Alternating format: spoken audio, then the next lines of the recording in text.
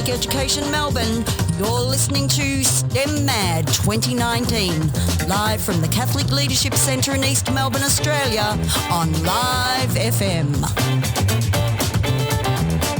Broadcasting live across Australia and across the world. This is Live FM.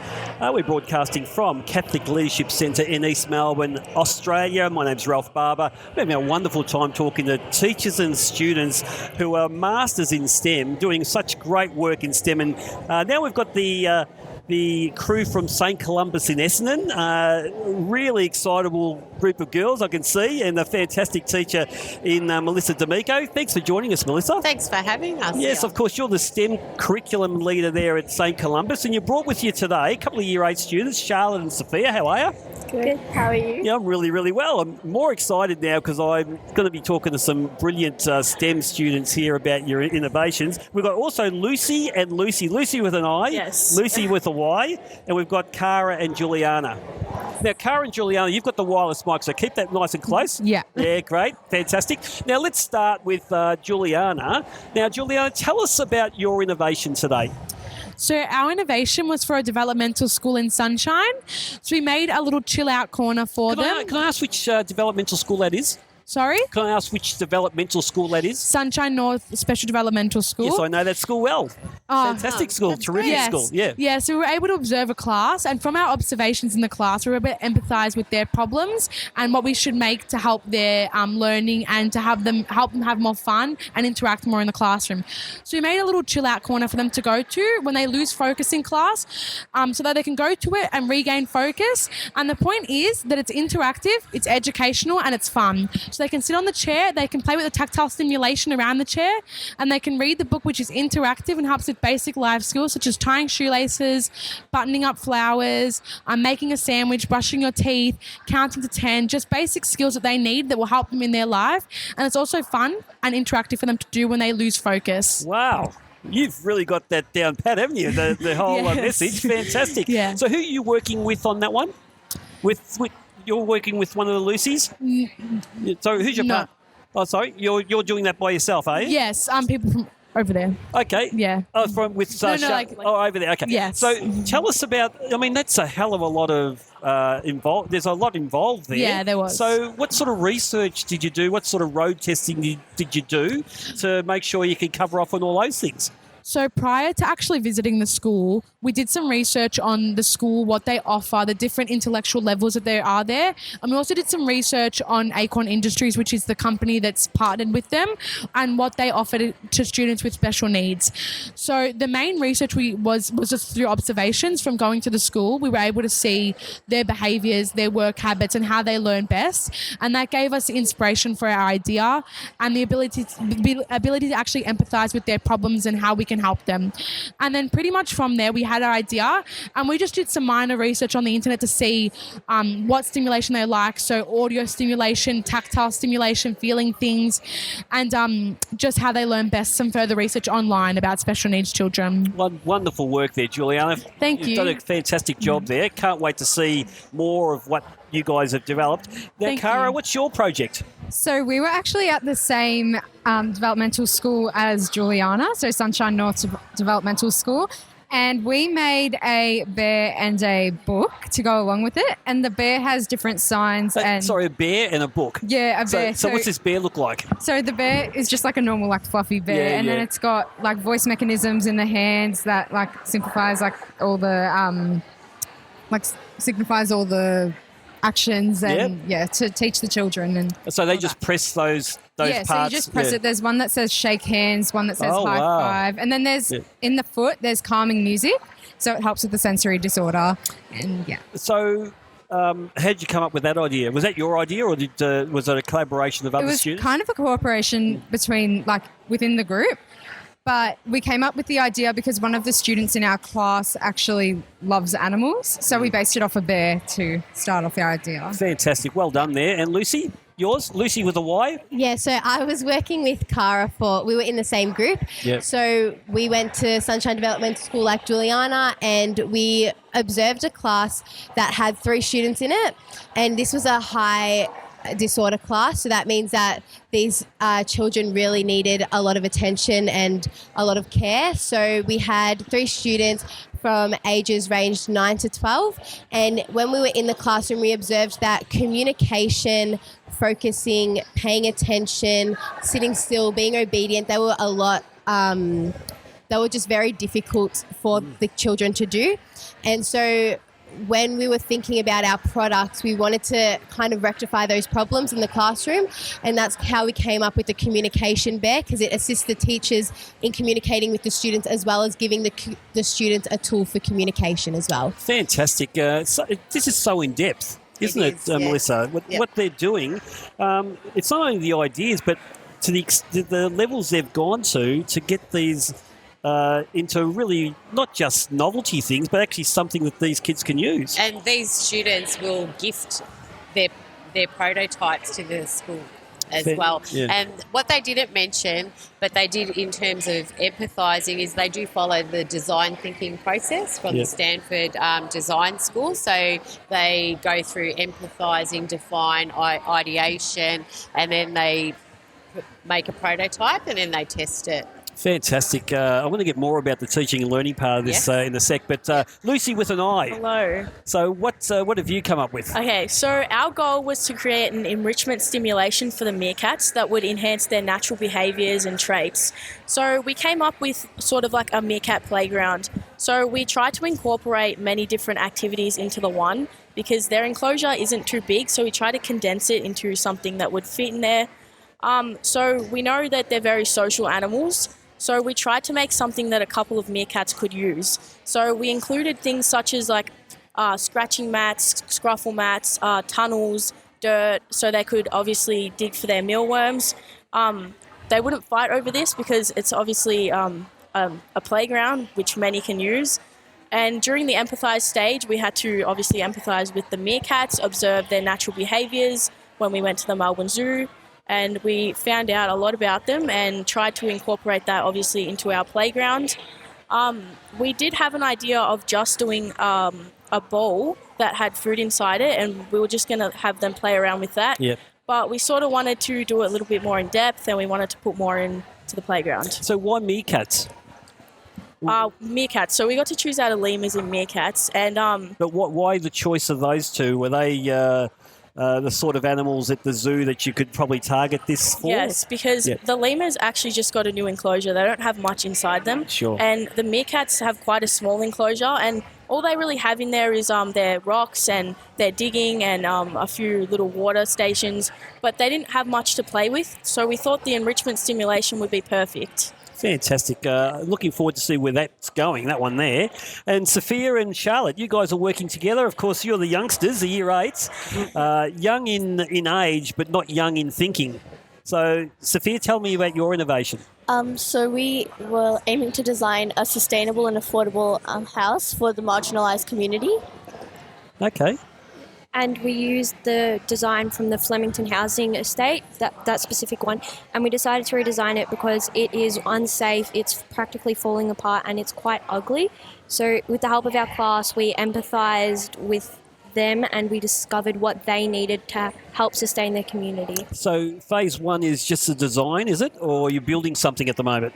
We've got a prototype. Okay. Yeah, we have a prototype. Stage 1 was to really understand and discover what the idea was and what we needed to change, and we did that by thinking what they need, the marginalised community, and because a lot of them would be refugees and immigrants, we based it off what they need, and that was the main part of it with empathising. And how'd you come up with this idea? With our entire class, we listed it. So we've got things such as a shopping centre which will provide jobs for the people and it will help them get out of their community. And we also have other things like a greenhouse which will provide the food for the shopping centre, and a playground which will bring younger children there. And we also wanted to create a sense of community because that's one of the main parts of it. to form a sense of community to make the people feel safer. Yeah. Really diverse ideas here, which is great. Do you encourage that, Melissa, the diversity of ideas and the different innovations that kids, of course, based around the empathy of things? Yes, it's strongly encouraged, but we also reach out to industry and the community and bring them in and look at projects that we can do together. So the girls have worked with Sue's Victoria, they've worked with Acorn, they've worked with the Sunshine Developmental School. So it's fantastic. So that they can really make a difference. And what I love, Melissa, being a former teacher, I would not have seen this many girls interested in STEM type of projects when I was teaching. That was 20 years ago, before you guys were born.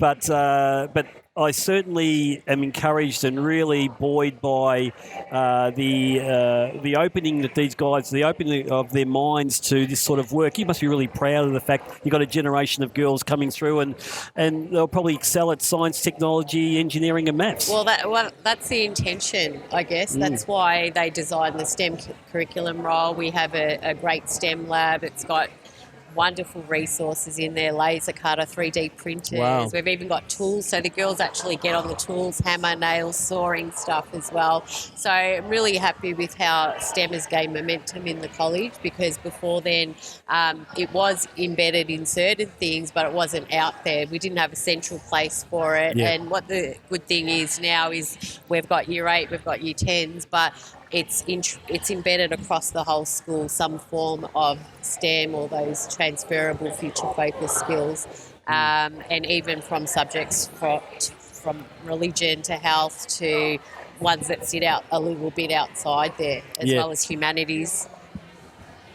Yeah, with the actual focus that you guys are going through with the STEM subjects, what's that do to your feeling about which way you want to go in the future by way of your careers? We'll start with you, Juliana. Does this sort of work sort of spike a bit of an interest in science and technology for you going forward? I think that regardless of whether any of us want to pursue a career in STEM or not, as Mr. Miko said, the skills that we're learning here can be used in all careers or professions that you want to go to. So whether you want to be a physiotherapist, a teacher, a performer, all these skills are important for the 21st century learning skills. They're important for communication, working with other people, teamwork, all those things that we learn in STEM, whether you want to pursue it as a career or not, are things that we're going to need for our whole lives. So I think that's the beauty and the importance of STEM. And it's that we need it for everything. So even if I personally took the subject, but I don't really think I'm going to pursue a career with it. But that doesn't mean I'm not going to take what I've learned and use it. It wasn't a waste of my time, because everything that I've learned, I still need in all my other subjects, as Mr. Miko said, and in my life, that any career I pursue now. So I think whilst there is amazing jobs in STEM, and it's amazing to see so many girls interested in it, I think the importance of it is not just the career, but just the skills that we learn from it. Absolutely. What's the data? The data tells us in your lifetime you probably do 10 jobs anyway, won't you? Yeah. Not like us. I've gone through a couple of jobs, but most people... Not like me, same job. Yeah, you guys will do everything from probably running a coffee shop to being an astronaut or something like that. But Cara, how about yourself? Does this inspire you to go down that path of STEM? STEM, I believe, like Juliana said, is really important with like everything that you do in the future. Like you take the skills that you learn from the subject into everything you do. And I just think, STEM is very strong on its science, technology, engineering and maths. And I think I would do something with it in the future. Fantastic. Yeah. And Lucy with a Y? I definitely believe that technology, as you can see, it's advanced so much in our world. In the future, it's only going to become so much even more advanced. So even if I go into a job, for example, occupational therapy, that's what I'm thinking of now, technology will be an amazing tool for me to use. So STEM, you don't really associate occupational therapy with STEM, but the way the future's heading, I can see me using a lot of technology and engineering to achieve my job in the future. In the future, I feel like STEM is going to be there even if it's not the main focus. My wife is an occupational therapist, has been for 30 years, and I can tell you from building the the handrails to the ramps and stuff like that. You've got to have a lot of the use of the skills you've got now in doing all that sort of stuff, and even assessing the elderly, and it's a really important job. Well done, That's for sure. Lucy with an eye. Yes. What are you going to be doing? Well, the STEM program at our school is really inspiring to young women, so I definitely do think it's such a hands-on subject. We will take a lot of skills from this subject out into our careers, even regardless, like Juliana said, if we're not doing it as obviously a career. So I'm interested in science, biology. I want to do environmental science. So I can definitely take some skills that I've learnt in STEM down to biology and science and learning from that. And it's a really hands-on experience at St. Columbus, and it's really good. You just learn a lot of life skills that you're going to need in the future, and then it's really useful. It's a really useful subject. Good stuff. And I know you guys are youngsters, Sophia and Charlotte, but do you think about that this could maybe trigger something by way of a career later on? Yeah, I'm since I'm in year 8, I haven't really thought of what I'm going to be, but I feel like getting exposure to STEM at such an early age will definitely affect my choices in further years. How about yourself, Charlotte? Yeah, I'd agree with Sophia as well. Even though we're really young, it's still a great way to see what opportunities are out there. Like with STEM, there's all the different ways, and I do have a very big interest in science, and this has just made it better. And like everyone's been saying, the program at St. Columbus is so amazing. We get to do all different things. Like Mr. Miko said, use hammers, use 3D printing, and use the laser cutter. It's just an amazing way to see what's out there. And you mentioned the opportunities you have at St. Columbus, but you can't go past the passion of your teachers, can you? No. Mr. Miko? Yeah. Really, head of STEM or a STEM curriculum leader. Tell us about how her passion and her support helps you in your learning. We'll start with Juliana. As I mentioned, the STEM program at St. Columbus College is excellent, and the resources that Mr. Mika has provided us with are it's incredible. So, for example, we have a laser cutter at our school. We're able to have programs such as Tinkercad and Adobe Illustrator, which allow us to make things on the 3D printer and make things on the laser cutter. And that's how most of our projects have actually been developed here. Things from the laser cutter and the 3D printer are what have made up our projects. So, we have sewing machines. As Ms. Mika said, we have actual tools. We have saws, we have hammers, so we can all, our products, we can cut the wood ourselves, we can hammer it all together with the nails, the screwdriver. It's things that a lot of schools aren't privileged enough to have. So I appreciate Mr. Miko's passion and her drive and motivation to get us these resources that allow us to make incredible things like that we've seen today. So it's without her motivation and her drive to get these products that we wouldn't have these products here today. So I'm really grateful for the resources that St. Columbus provides us with to really excel in STEM. And Melissa, you've got to realise this is life-changing for these kids. You do it every year for a long time. But Takara, what's the support of Mr. Miko and the STEM team at your school? What's it done to your, the way you've learnt and your aspirations for the future? Yeah, Mr. Miko really encourages us to push ourselves and challenge ourselves to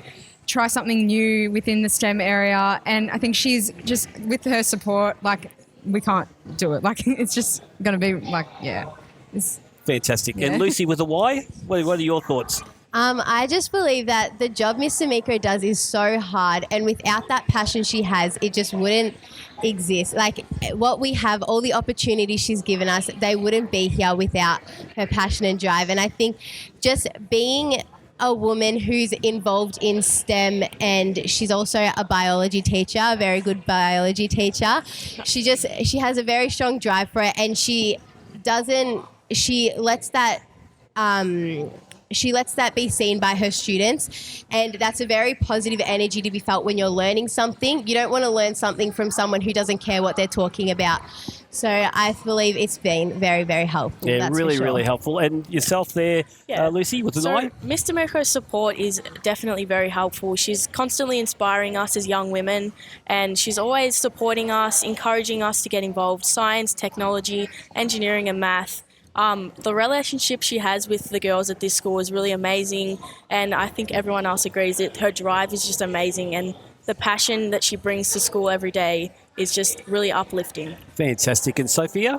Since I'm in year 8, we don't have the subject STEM yet, but I've been on a few excursions with Mr. Miko in the past, and having such a hands-on teacher and somebody that's really passionate about what she does, it makes you feel really interested in the subject. Fantastic. And Charlotte? Yeah, so like Sophia in Year 8, we don't have it, but in other projects I've done, we've had STEM, and Miss D'Amico, she's inspired it so much. Like, we've had so many opportunities to use things, and she also has created a program called Make It Monday, where on Mondays we get to go into the STEM lab and try out all these this variety of different STEM related things, and it's just the best thing ever because we get to find out different ways and where that can take us and what we can do with the skills that we learn. Now, Melissa, I wanted to do that because it doesn't happen without teachers like yourself, but these days in teaching and learning, what you find are good teachers are the ones that learn from you guys too. So how much do you learn from the kids? I learn a lot from the kids. I'm really happy that they've spoken so highly of me, but I get joy in the fact that you have become passionate about STEM and the sciences. There's nothing that makes me happier than that, and to do things that are challenging that they don't normally do, it's just amazing. So I do get a lot of inspiration from them. We do feed off each other. If they don't like the things that I present, I try to find something bigger and better. This year we were the only Victorian school and only Victorian all-girls school to participate in the Birdman Rally. So we're doing amazing things across the board, and even raising awareness for our school charity in doing that and trying to make a difference in that way as well. Well, Melissa, congratulations on what you're doing. These girls are brilliant. I've only known you for 10 minutes or so, but you really are impressive young women, and really the next generation of women coming through doing STEM are going to change the world. So thank you very much for joining us today. You girls are amazing. You make me proud. You make the whole school proud. Well done. Good stuff. And I hear a lot of good things about St. Columba's in Essendon too. I cannot wait to see what you guys have done. When I get a bit of a break, I'm going to come down and have a look. But thanks for joining us today. Thank you so much. Thanks for having us. That was Melissa D'Amico, Charlotte, Sophia, Year 8 students, Lucy with an I, Lucy with a Y, Cara and Juliana from the very impressive St. Columba's College in Essendon. This is Ralph Barba. We're broadcasting live from the Catholic Leadership Centre in Melbourne. It's Live FM and it's STEM Mad 2019.